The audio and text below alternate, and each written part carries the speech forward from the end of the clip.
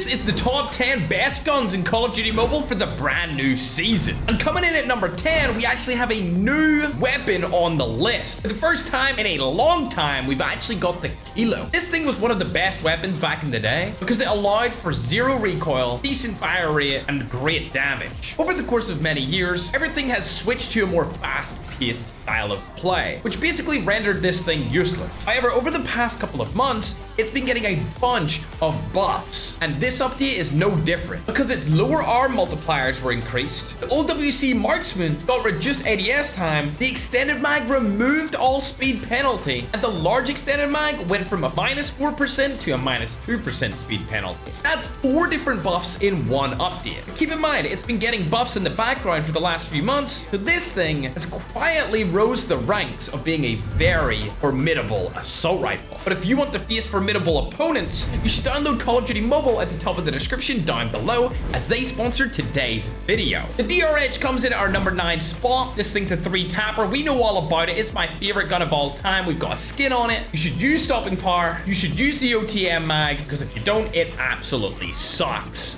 I'm so close to this. I would love to get it.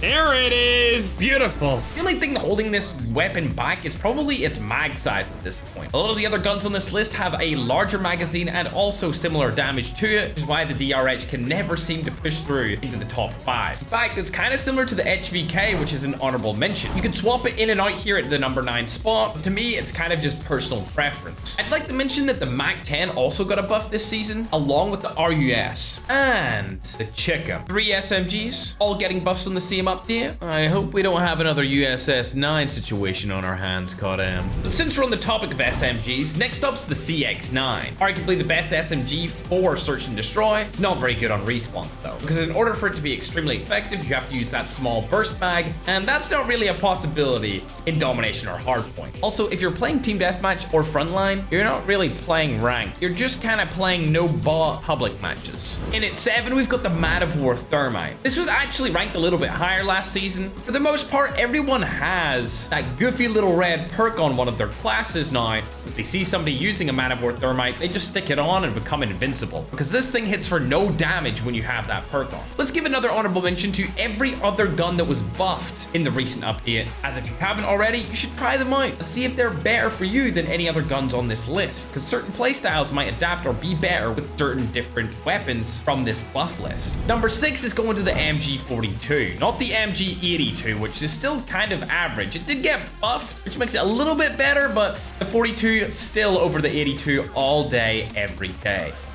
That Predator didn't go for me either, which is exactly what I wanted, and there we go. The Nook has been obtained. In at the number 5 spot, I'm gonna give it to the Odin. Previously, I grouped this with the SKS Type 63 and M1 Garand, but since it's fully automatic and operates slightly different, I've decided to give it its own spot on this list. I love it for both multiplayer and battle royale, but if you're not that good at the game and don't have extremely accurate shots, it may not be the one for you. Of course, I need to honorably mention the Krieg along with the PDW. PDW in my server has kind of become a sturdy, reliable SMG. It's not the best by any reason, but it's fun to use. It's something different, unique. Instead of using the number 1 or 2 SMG, I would say this is probably the 3rd. Of course, we also have the Finnick in there, which is extremely good for close ranges, kind of like the CX-9. However, at number 4, we've got the Type 19 and XM4. Depending on which way you like to play the game, either of these will be absolutely phenomenal. And to be honest, the difference between the Type 19, XM4, and DRH are just dependent on your playstyle and accuracy. I would argue if you're more accurate, you're probably better going with the DRH. But if you're less accurate and it's a more overall well-rounded gun, the Type 19 and the XM4 for you. But number 3 is for those high accuracy individuals, which is exactly why the Type 63 and SKS land here. The M1 Garand is not good enough to be on this list, unfortunately, but it's pretty much just a very similar but dumbed down version of these guns. They're 2 taps to the chest, 1 tap to the head at pretty much every single range. Yes, sir. I gotta go.